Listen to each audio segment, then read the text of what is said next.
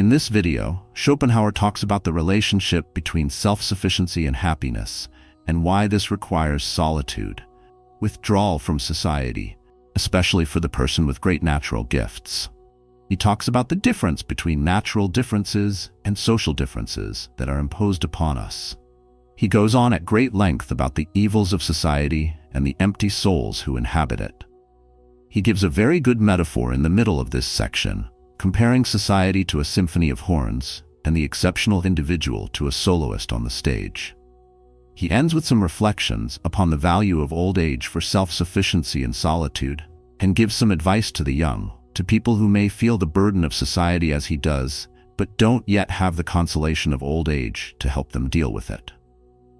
So, here's what Schopenhauer writes about how self-sufficiency is key to happiness. According to him, to be self-sufficient, to be all in all to oneself, to want for nothing, to be able to say omnia mea porto, that is, I carry all my things with me, that is assuredly the chief qualification for happiness.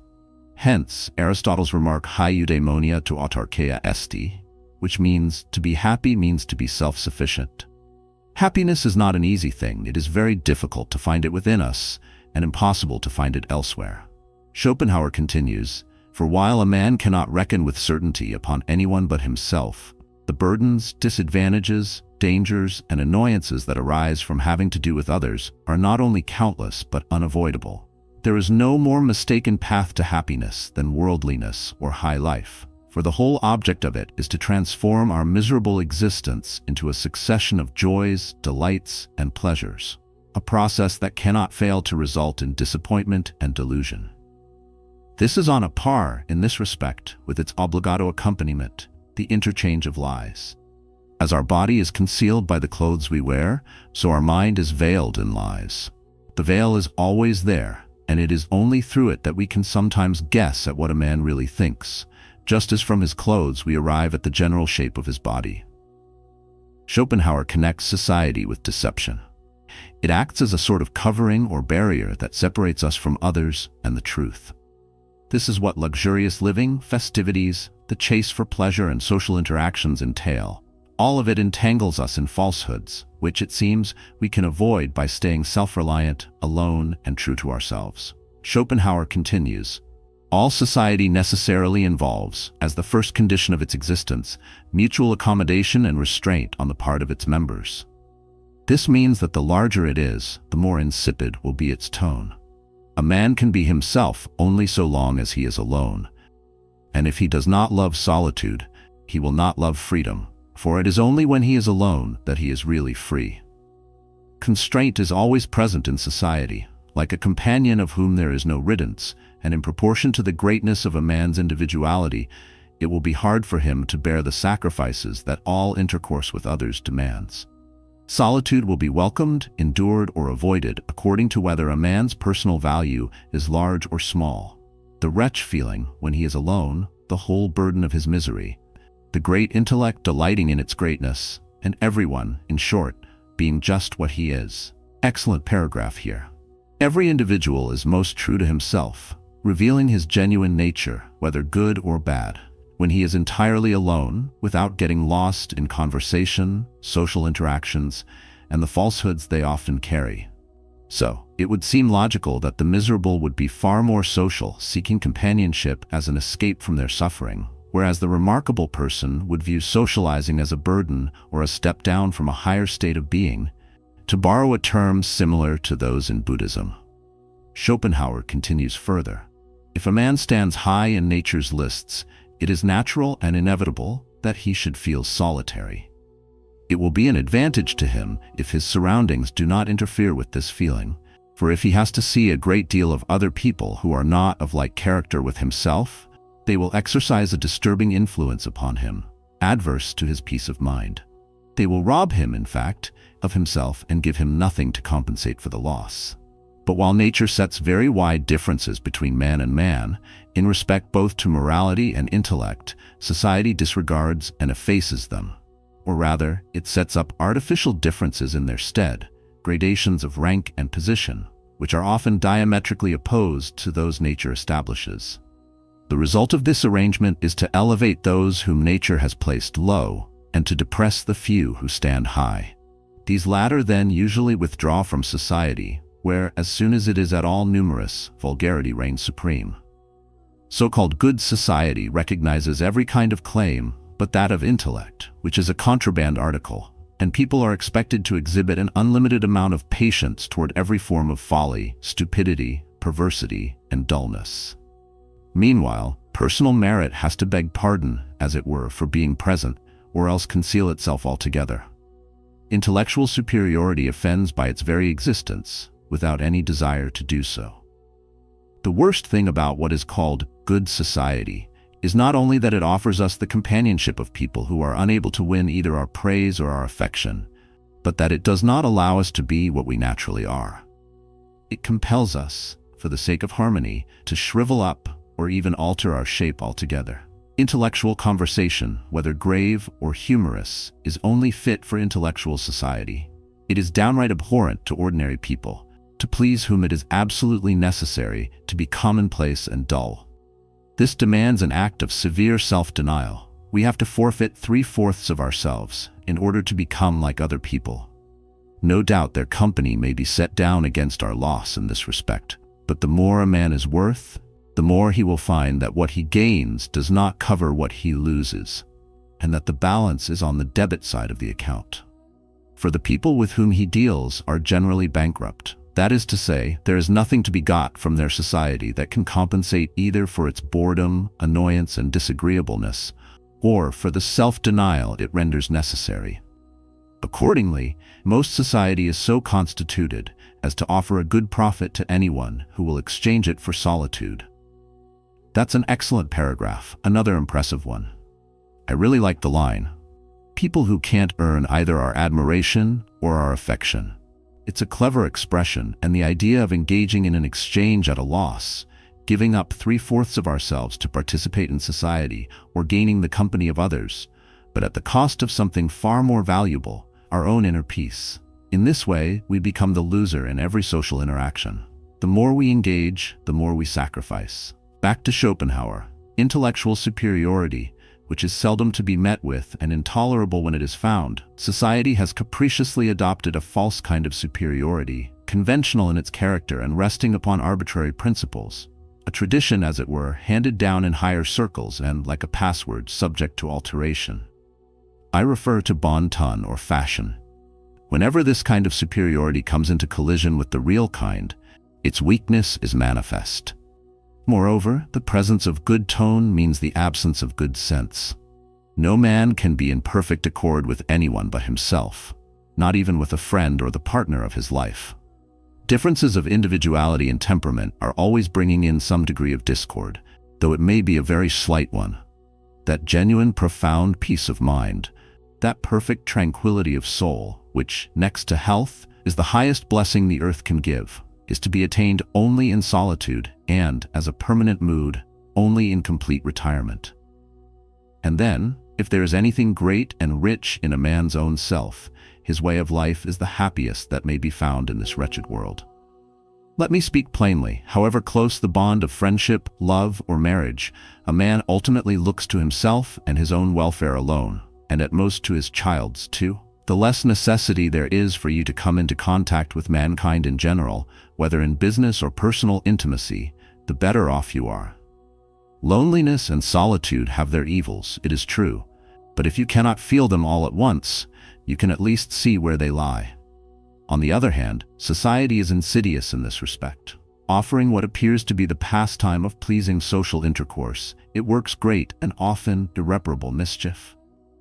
The young should be trained early to bear being left alone, for it is a source of happiness and peace of mind. The comparison here holds significance. Both loneliness and solitude have their drawbacks. They are harmful, but you can clearly identify where and how they cause harm, allowing you to prepare for them. The challenge of being in society, according to Schopenhauer, is that it is deceptive. It misleads, subtly creeps in, and offers you one thing while quietly taking away something far more valuable. From this, it can be concluded that a man is in the best position when he relies solely on his own resources and is completely self-sufficient. The more a man has in himself, the less others can be to him. That feeling of self-sufficiency is what restrains those whose personal value is in itself great riches from such considerable sacrifices as are demanded by intercourse with the world, let alone from actually practicing self-denial by going out of their way to seek it. Ordinary people are sociable and complacent precisely because of the opposite feeling. To bear others' company is easier for them than to bear their own. Moreover, respect is not paid in this world to that which has real merit. It is reserved for that which has none. So retirement is at once a proof and a result of being distinguished by the possession of meritorious qualities. It will therefore show real wisdom on the part of anyone who is worth anything in himself to limit his requirements as may be necessary in order to preserve or extend his freedom. And, since a man must come into some relations with his fellow men, he should admit them to his intimacy as little as possible. I have said that people are rendered sociable by their inability to endure solitude, that is, to endure their own company. They become sick of themselves. It is this vacuity of soul that drives them to intercourse with others, to travels in foreign countries. Their mind is wanting in elasticity. It has no movement of its own, so they try to give it some by drink, for instance. How much drunkenness is due to this cause alone? They are always looking for some form of excitement, the strongest kind they can bear. They can bear the excitement of being with people of like nature with themselves, and if they fail in this, their mind sinks by its own weight, and they fall into a grievous lethargy. It is a well-known fact that we can more easily bear up under evils that fall upon many people besides ourselves. Boredom seems to be an evil of this kind, so people band together to offer it common resistance. The love of life, at bottom, is only the fear of death. And in the same way, the social impulse does not rest directly upon the love of society, but upon the fear of solitude. It is not alone the charm of being in others' company that we seek. It is the dreary oppression of being alone, the monotony of our own consciousness that we would avoid. People will do anything to escape it, even tolerate bad companions, and put up with the feeling of constraint that all society involves, a very burdensome one at that. But if aversion to such society conquers the aversion to being alone, they become accustomed to solitude and hardened to its immediate effects. They no longer find solitude to be such a bad thing and settle down comfortably to it without any hankering after society. This is partly because it is only indirectly that they need others' company, and partly because they have become accustomed to the benefits of being alone. Boredom is one of those evils that falls on many people, so they band together to banish it. But the true way out is to become hardened to the burdens of solitude, so you can bear up under it easily and avoid tranquilizing yourself with the hazards of society. Schopenhauer continues, such people, it may be said, possess only a small fraction of humanity in themselves, and it requires a great many of them put together to make up a fair amount of it. To attain any degree of consciousness as men, a man in the full sense of the word, a man par excellence, does not represent a fraction, but a whole number. He is complete in himself. Ordinary society is in this respect very like the kind of music obtained from an orchestra composed solely of Russian horns. Each horn has only one note, and the music is produced by each note coming in just at the right moment. In the monotonous sound of a single horn, you have a precise illustration of the effect of most people's minds. How often there seems to be only one thought there, with no room for any other. It is easy to see why people are so bored, and also why they are so sociable, why they like to go about in crowds, and why mankind is so gregarious. It is the monotony of his own nature that makes a man find solitude intolerable. Omnis stultitia laborat fastidio sui. All folly suffers from self-loathing. Folly is truly its own burden. Put a great many men together, and you will get some result, some music from your horns. A man of intellect, however, is like an artist who gives a concert without any help from anyone else, playing on a single instrument. A piano, say, which is a little orchestra in itself. Such a man is a little world in himself, and the effect produced by various instruments together, he produces single-handed in the unity of his own consciousness. Like the piano, he has no place in a symphony. He is a soloist and performs by himself, in solitude, or, if in the company of other instruments, only as a principal or for setting the tone. as in singing. However, those who are fond of society may, from time to time, profit by this simile and lay it down as a general rule that deficiency of quality in those we meet may be, to some extent, compensated by an increase in quantity. One man's company may be quite enough if he is clever, but where you have only ordinary people to deal with, it is advisable to have a great many of them so that some advantage may accrue by letting them all work together, on the analogy of the horns, and may heaven grant you patience for your task. The man of genius, Schopenhauer says, the man of exceptional quality, is like a soloist playing the piano, producing the effect of an entire orchestra from the unity of his own consciousness. A great simile and image. He suggests that if you have to deal with ordinary people, you should deal with a lot of them so that you aren't overwhelmed by any one of them. Schopenhauer continues, that mental vacuity and barrenness of soul to which I have alluded is responsible for another misfortune. When men of the better class form a society for promoting some noble or ideal aim, the result almost always is that the innumerable mob of humanity comes crowding in too, as it always does everywhere, like vermin. Their object is to try and get rid of boredom or some other defect of their nature.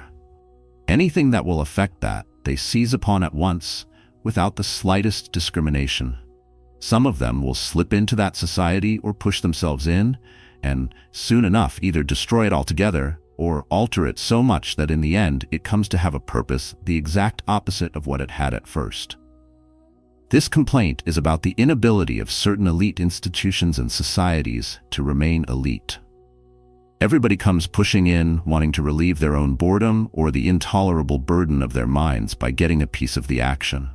The suggestion here is that people of quality simply cannot keep these people out. They're like vermin crowding in. Schopenhauer continues, this is not the only point of view from which the social impulse may be regarded. On cold days, people manage to get some warmth by crowding together, and you can warm your mind in the same way by bringing it into contact with others. But a man who has a great deal of intellectual warmth in himself will stand no need of such resources. Here is Schopenhauer's well-known parable of the porcupines. The porcupines are prickly and cold, so when they try to come together, they prick each other. They move apart and get cold again. Eventually, they find they have to stand just close enough together to warm each other with their body heat, but not so close that they stab each other with their quills. Schopenhauer uses this to explain society among human beings. We are flinty and prickly, but we do need each other to some degree. Back to Schopenhauer. As a general rule, it may be said that a man's sociability stands very nearly in inverse ratio to his intellectual value. To say that someone is very unsociable is almost tantamount to saying that he is a man of great capacity. Solitude is doubly advantageous to such a man. Firstly, it allows him to be with himself, and secondly, it prevents him from being with others, an advantage of great moment. For how much constraint, annoyance, and even danger there is in all intercourse with the world. All our troubles come from not being able to be alone. It is indeed a risky, even fatal thing to be too sociable, because it means contact with natures, the great majority of which are bad morally and dull or perverse intellectually. The cynics renounced all private property in order to attain the bliss of having nothing to trouble them. To renounce society with the same object is the wisest thing a man can do. Bernardin de Saint-Pierre has the very excellent and pertinent remark that to be sparing in regard to food is a means of health, in regard to society a means of tranquility. The diet of food restores the health of the body, and that of men restores the tranquility of the soul.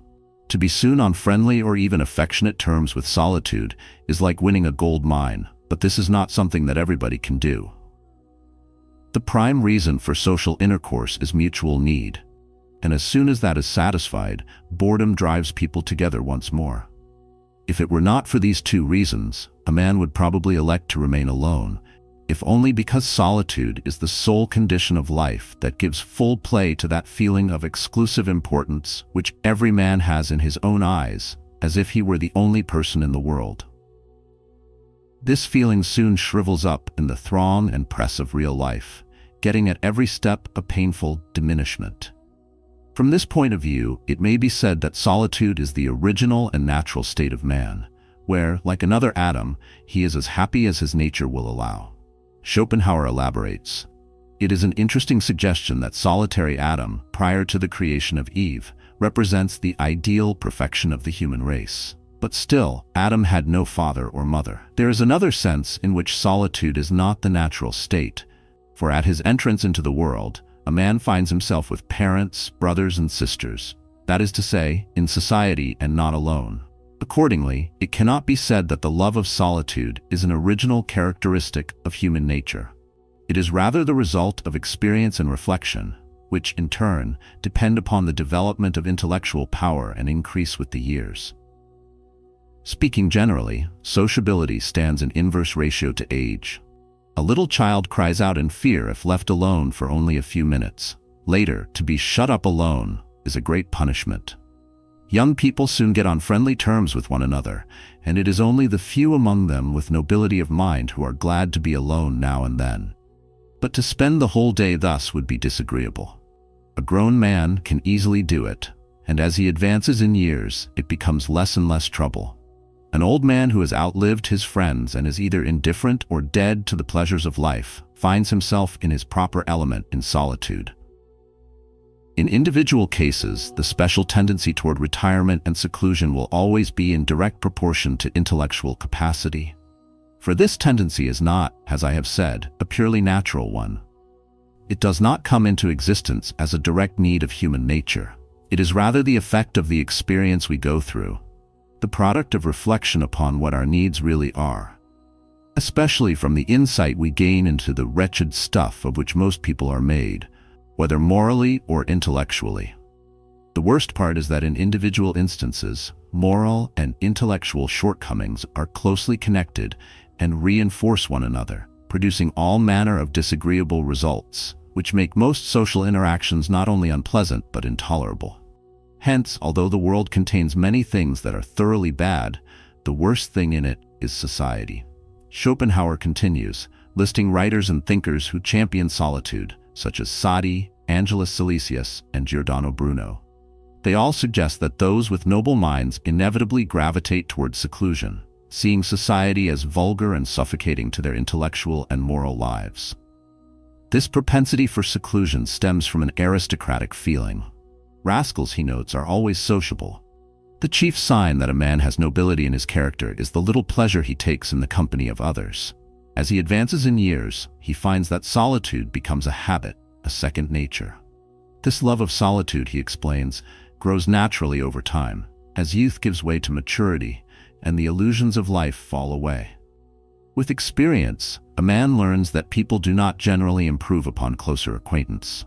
The world presents few exceptions to this rule, and with those exceptions, the wise man interacts sparingly. As we grow older, isolation and our own company become habitual, even desirable.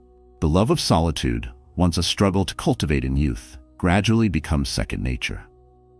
Those who have been friendly with solitude from youth up find themselves deeply comfortable in its embrace. In old age, the passions diminish and the demands of society become less pressing. This transition allows a person to focus entirely on intellectual pursuits. 1,000 things that were once obscure or ambiguous become clear. The wisdom gained from experience makes it easier to solve problems and understand subjects that once seemed difficult.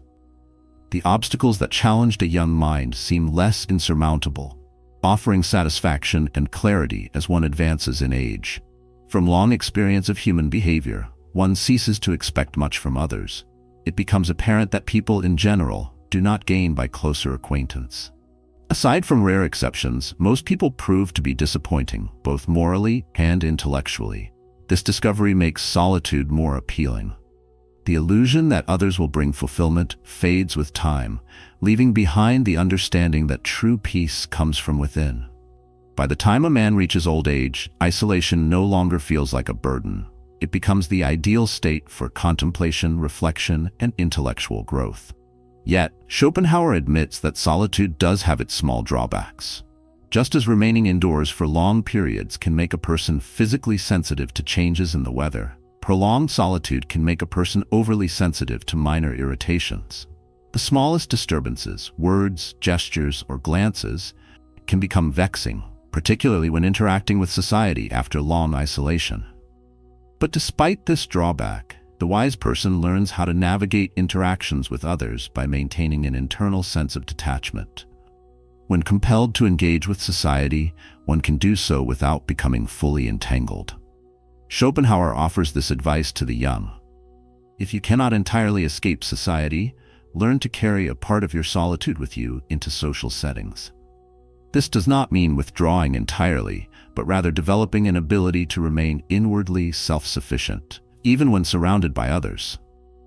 Don't be quick to share every thought or place too much weight on the opinions of others. Expect little from them, either morally or intellectually. This indifference towards society's judgments will help cultivate tolerance and prevent you from being disturbed by external noise. Schopenhauer likens this approach to a fire. The wise man keeps a proper distance from its heat. The fool either comes too close and gets burned or shivers in solitude, complaining about the cold. To maintain balance, one must neither fully embrace society nor reject it entirely. Instead, navigate its terrain wisely, always safeguarding inner peace. He ends this section with reflections on the immense joy and privilege of intellectual self-sufficiency. Those who possess a rich inner life do not require society to provide them with meaning or stimulation. The man of intellect, like a solo musician, plays the symphony of life from within himself, producing harmony without the need for external validation or accompaniment. According to him, solitude is not just a condition of life, it becomes life's ultimate teacher, especially for those who possess wisdom or intellectual depth. As age increases, so too does one's appreciation for being alone. This solitude isn't a sign of defeat or withdrawal from life, but rather a reward. It provides the space for intellectual refinement, self-reflection, and the appreciation of life's subtler pleasures. As a young person, one may look to others for meaning, fulfillment, and guidance, but life's lessons reveal that most of what society offers is superficial. Old age brings clarity, the understanding that peace of mind, rather than the approval or companionship of others, is the highest form of happiness. By this stage, one no longer seeks affirmation from the world. The world, with its petty concerns, becomes something to observe from a distance. The wise man, like a mountain climber who has reached a peak, looks down at the world not with scorn, but with understanding. He sees the errors, the fleeting pursuits, and the wasted energies of those still caught up in the thrill of social living. For Schopenhauer, solitude liberates one from the false promises of society. Social life often disguises itself as a cure for loneliness, but it frequently brings more harm than good. Expectations, misunderstandings, betrayals, and disappointments are the natural outcomes of constant human interaction. To the person of wisdom, solitude is not an escape. It is a means to preserve the soul's integrity. He acknowledges that the young, who are still tied to passions and ambition, may view solitude as a punishment. But as wisdom grows, solitude shifts from being something to endure into something to cherish. Schopenhauer doesn't entirely advocate for permanent isolation. Rather, he suggests a balanced approach, selective engagement. One should only engage with people who add genuine value or joy to life. This means avoiding the company of those who drain energy, who offer neither intellectual stimulation nor emotional nourishment. The wise man surrounds himself only with those who do not force him to sacrifice his authenticity. He describes most social interaction as a form of dressing down, where the exceptional individual must conceal his true nature for the sake of harmony. This shrinking of the self creates tension and inner conflict, leading to the feeling of being out of place in social settings. Therefore, he argues that solitude is preferable because it allows the individual to be fully and unapologetically themselves. In solitude, the mind is free to explore the depths of knowledge, art, and philosophy without interruption. Schopenhauer emphasizes that the highest form of happiness is found when one is fully absorbed in intellectual pursuits, whether it be contemplating ideas, studying nature, or creating works of art. This internal richness ensures that life never becomes dull or empty, even without external stimulation. In solitude, one is no longer bound by the need for approval or trapped by the fear of judgment. Freed from these external chains, the individual is able to explore life's most profound truths, reaching a state of inner tranquility that society could never offer. Schopenhauer closes with the idea that peace of mind is life's most precious gift, second only to health. Solitude, when embraced properly, leads directly to this state of inner peace. Free from the constraints of pleasing others, the wise man lives on his own terms, surrounded by the thoughts and pursuits that truly fulfill him. Subscribe, like, and share for more videos. Stay connected for deep insights into ideas on will, pessimism, and the nature of reality. Don't miss out on more thought-provoking content. Thank you.